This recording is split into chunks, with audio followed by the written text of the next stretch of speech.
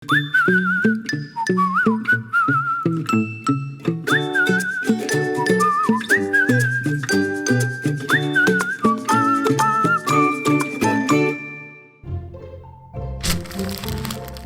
lagunak, egun hauetan etxean geratu behar gara. Eta denbora arinago pasatzeko, ni Mirikik eta Julenek ipuin batzuk kontatuko dizkizuegu. Espero dugu pilo bat gozatzea eta gurekin batera jolastea. Musu bat!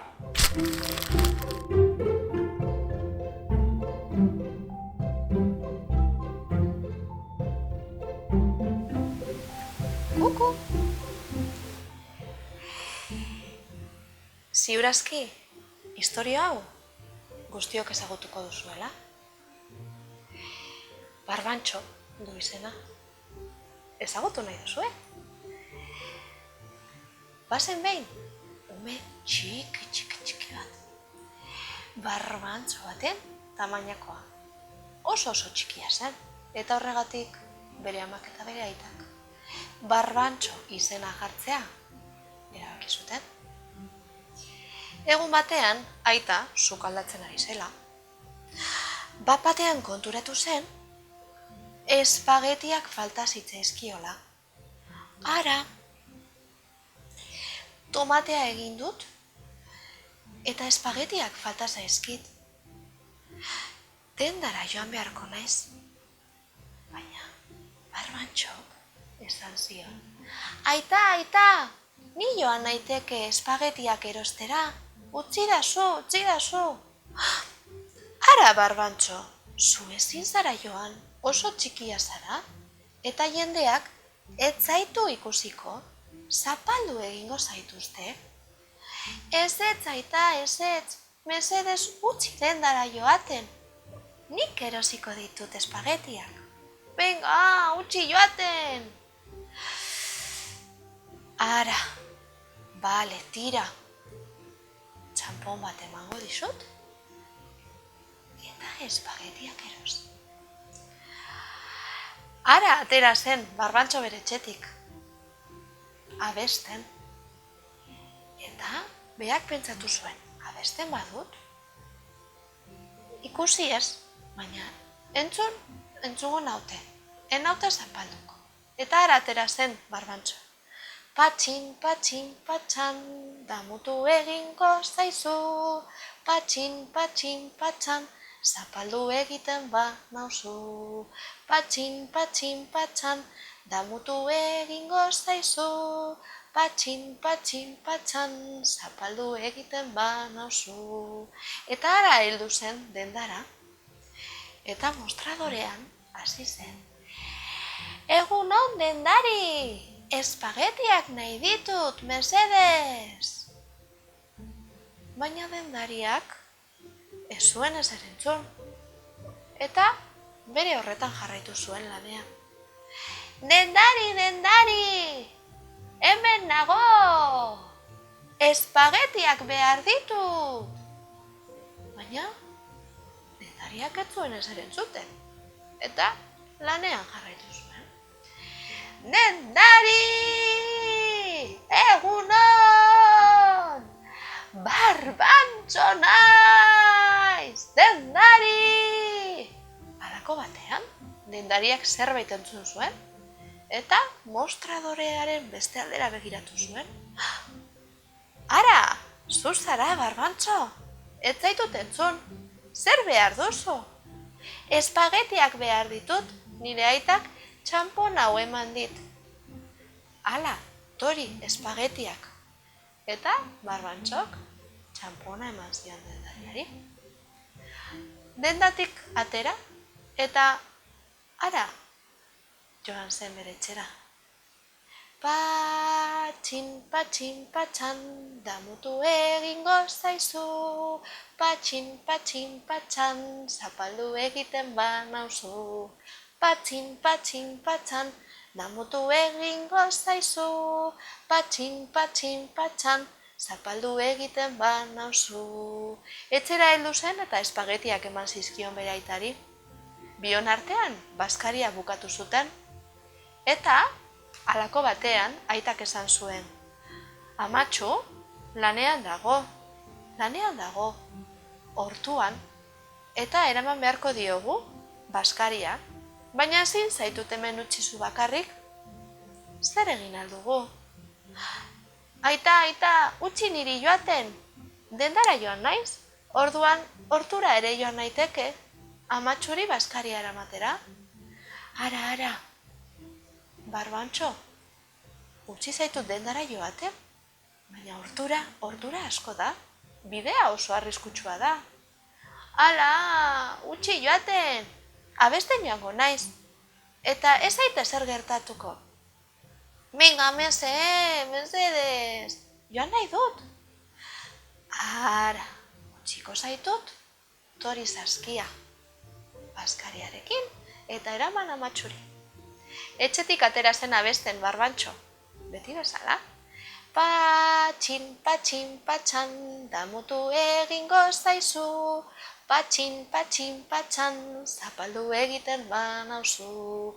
Patxin, patxan, damutu egingo zaizu. Patxin, patxan, zapaldu egiten banauzu. Baina halako batean, trumoi handiak eta euri zaparra da hasi zen.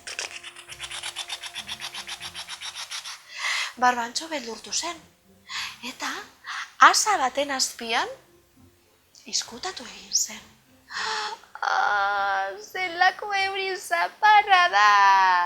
Hemen itxarongo dut ateri egon arte. Ai, bustitzen naizela!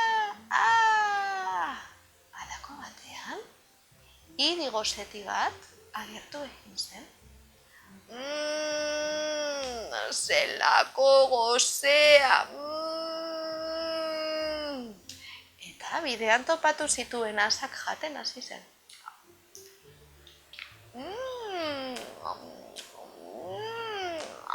Zelako asa gozea! Holako batean, hiriak Barbantxo zegoen asa hori jan egin zuen. Gozoa dagoen. Eta Barbantxo,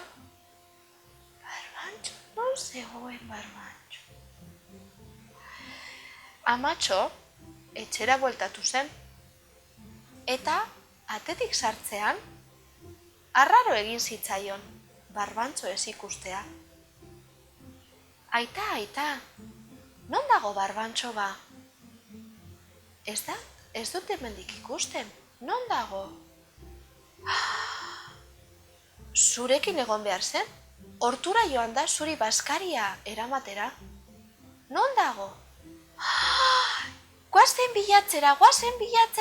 Barbantxo! Non zaude? Barbantxo! Non zaude? Barbantxo! Non zaude? Barbantxo! Non zaude? Horturako bide guztia egin zuten, baina ez zuten ikusi. Ez zuten Barbantxo ikusi. Non egongo zen?